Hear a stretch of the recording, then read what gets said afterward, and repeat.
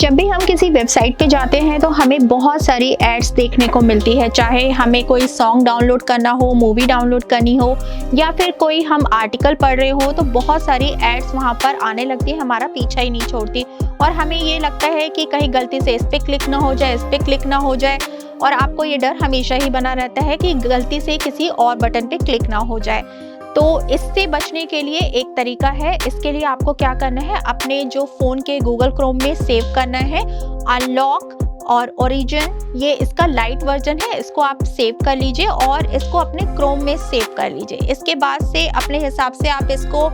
Set कर सकते हैं। इसके बाद से जब भी आप अपने फ़ोन में या किसी लैपटॉप में कोई भी चीज़ देखेंगे तो आपको ऐड देखने को नहीं मिलेगी, आपको खुद ही पता चल जाएगा कि ये कितने कमाल का फीचर है। तो हमें कमेंट करके ज़रूर बताइएगा कि आपके लिए कितना यूज़फुल रहा और अपने दोस्तों के साथ शेयर करना ना भूलें।